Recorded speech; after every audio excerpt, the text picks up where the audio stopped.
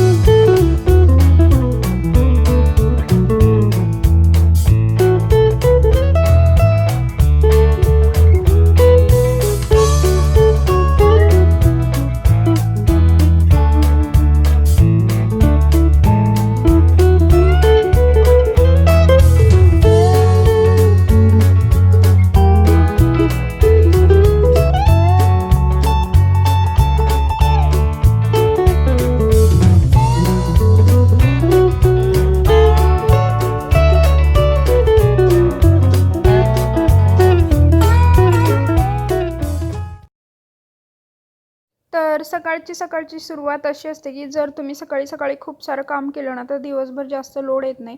आणि सकाळीच जर आळसल्यासारखं झालं ना, तर दिवसभर खूप काम उरकतच नाही. मग सकाळची सुरुवात खूप इम्पॉर्टंट राहते. त्यामुळे सकाळी सकाळी मी पटकन जेवढं पॉसिबल होईल तेवढं काम पूर्ण करून घेते.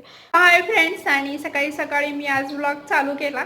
आज ॲक्च्युली मला गौरी गणपतीचं सगळं सामान भरून ठेवायचं आहे आणि थोडीशी साफसफाई राहिलेली, ती पण कंप्लीट झाली. आता घरातलं सगळं काम झालंय माझं. आणि मेथीची भाजी बनवलेली सकाळी, बट ती थोडीशीच झाली. मेथीची एकच जोडी होती आणि शिजून आणि थोडी होती भाजी, त्यामुळे अजून एक भाजी मला बनवावी लागणार आहे. तर मी पटकन आता डाळ कांदा जो आहे मसुराच्या डाळीचा तो बनवणार आहे आणि त्याची रेसिपी शेअर करेल. माझ्या लक्षात नाही मी आधी शेअर पण केली आहे की नाही, बट आज बनवणार आहे तर दाखवते तुम्हाला.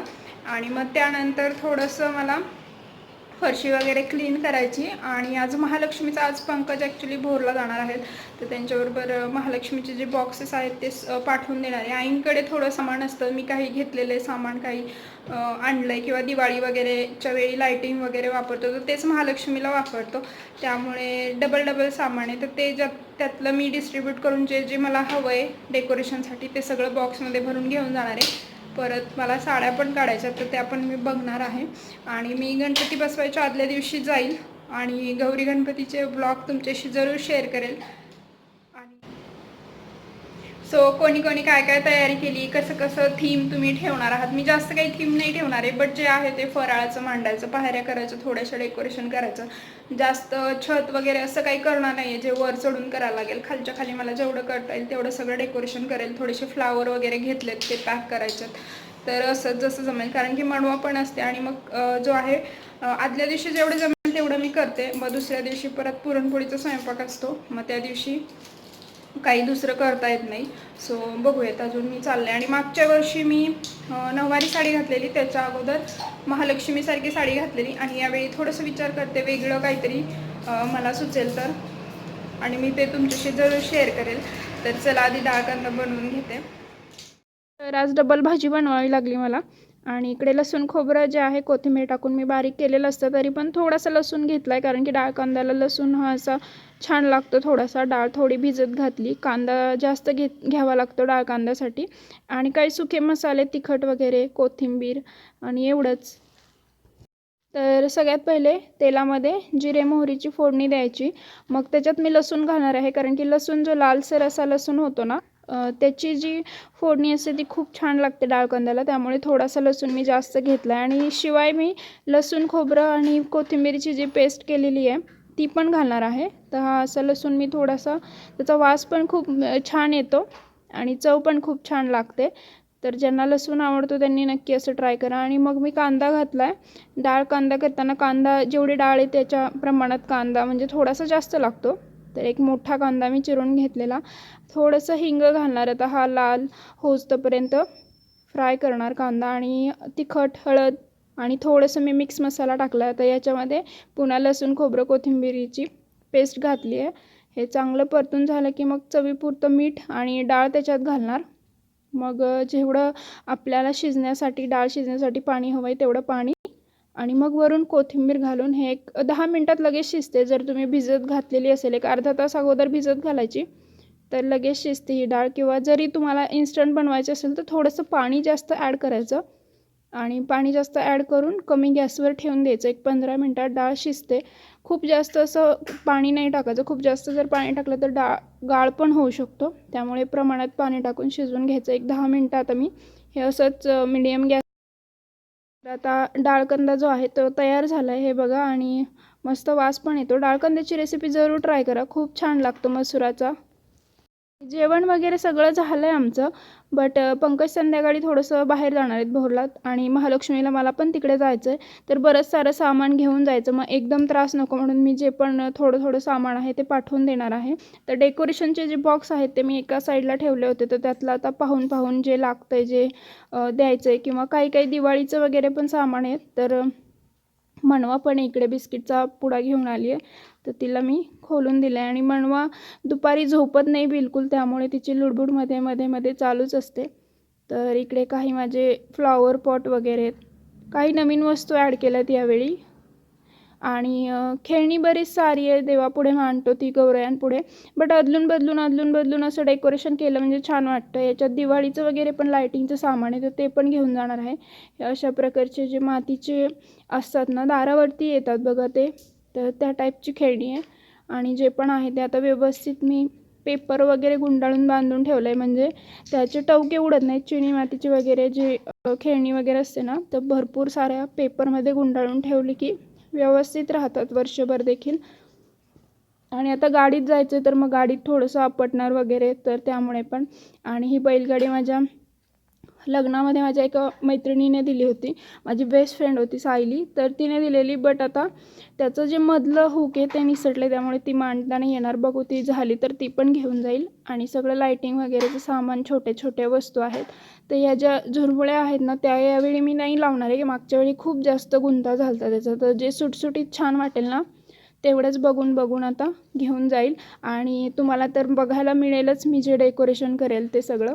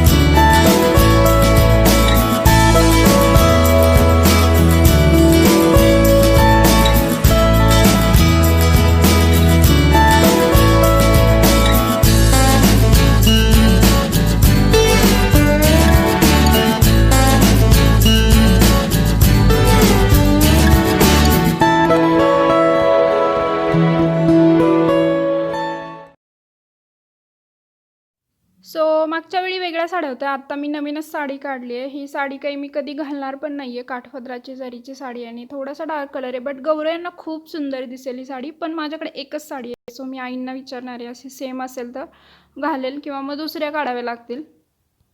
की थोडं तरी सेम सेम असतील साड्या तर छान दिसतं. मग आईंकडे असेल सेम तर ती घालेल किंवा मग दुसरी काठपदराची काढेल, असं काही नाही. आणि जे मी काही सामान बनवायच्या डेकोरेशनसाठी, जे कार्यक्रमासाठी तिचं आवरून दिलं होतं ना, त्यातलं सामान पण महालक्ष्मीसाठी घेऊन जाणार आहे. काही नेकलेस वगैरे आणि ओढण्या पण घेऊन जाणार आहे. असं काही ठरवलं नाही मी ओढणी लावणार आहे का नाही, बट बघूयात. म्हणजे घेऊन तर जाणार आहे सगळं सामान, मग ऐन वेळेला काहीतरी सुचतं आणि मग परत सामान मिळत नाही. सो सगळंच घेऊन जाणार आहे, जसं सुचेल तसं करेल. मग साडी कोणत्या पद्धतीने घालायची त्याच्यावर सगळं डिपेंड आहे. तर हे सगळं सामान पण पॅक करायचं आहे आणि थोडेफार फ्लॉवर आहेत ते पण पॅक करून ठेवून देणार आहे. आणि ही पैठणी मला आजींनी दिलेली आमच्या जांभळ्या कलरची, तर ही पैठणी पण याच्यासोबत महालक्ष्मीला मी घालू शकते, बट ऑपोजिट कलर आहेत, एकदमच वेगवेगळे कलर आहेत. तर मला कमेंट करून तुम्ही सांगा की ह्या 2 साड्या मी महालक्ष्मीला घालू का. जर ऑपोजिट कलर जरी असला तरी छान दिसेल का, तर तुमची ॲडवाईस पण माझ्यासाठी खूप उपयोगाची ठरेल. जरूर मला सांगा. आणि आता सगळं आवरून झालं आहे माझं, तर पंकज निघतीलच, तर जे गणपतीचे वगैरे दागिने आहेत ते पण काढलेत आणि एक वेणी आहे ती पण द्यायची आहे, दुसरी अजून मी घेतली नाही आहे, घेऊन येणार आहे. आणि एका मोठ्या बॅगमध्ये भरून हे सगळं आता करून देते. आणि अजून काही सामान आहे समया वगैरे, ते आता नंतर नेईल जेव्हा मी जाईल.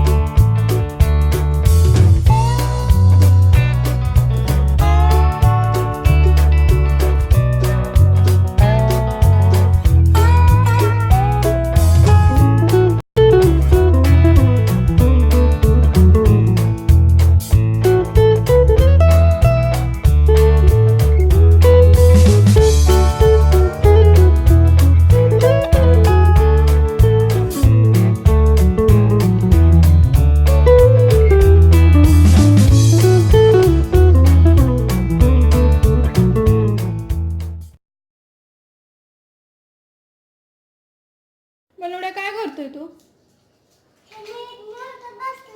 ठेवून दे ब्रश, आता सगळे खराब होतील ते.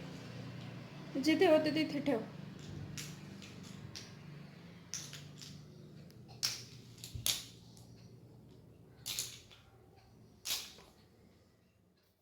तू फ्लावरचं घेऊन जा खाली.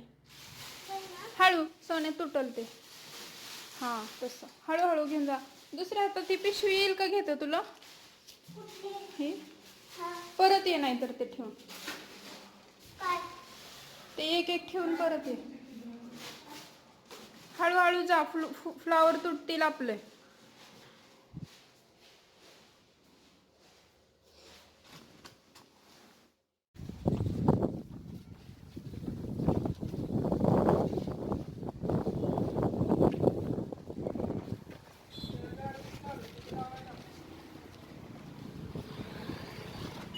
थांबा आधी हे ठेवा, म्हणजे त्याच्यावर हे ठेवते. काढा ते.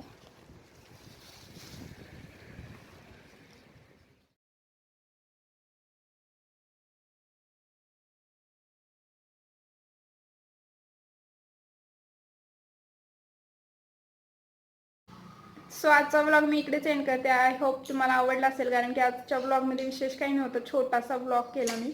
आणि तुम्हाला आवडला असेल तर लाईक जरूर करा, नवीन असेल तर सबस्क्राईब करा. आता भेटूयात उद्याच्या नवीन व्हिडिओसोबत, तोपर्यंत बाय बाय.